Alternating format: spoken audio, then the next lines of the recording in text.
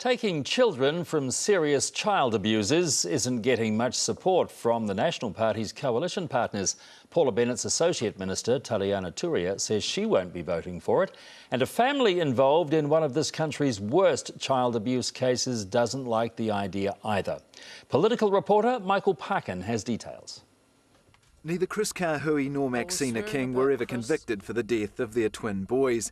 But their sons' deaths have been singled out by the Prime Minister as a reason the courts should have the power to stop abusive parents from having children. If we are really serious about saying we want to see an elimination of the Kahui twins and those kinds of horrific beatings and murders of children, then in my view we have to step up and do more than we're currently doing. Chris Kahui has a new wife and another child. We put Paula Bennett's proposal to his new family. Without forgiveness, there can be no restitution. And so for me, we can't become too drastic.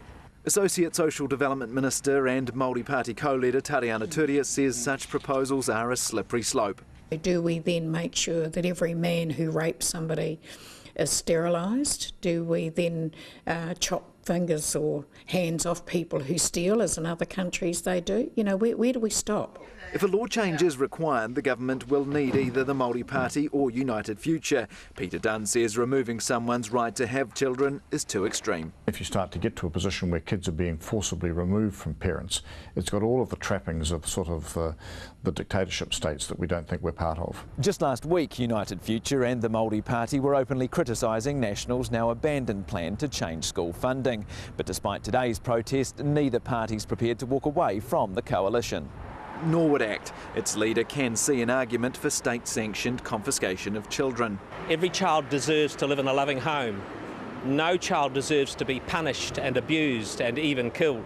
So we have to look at that.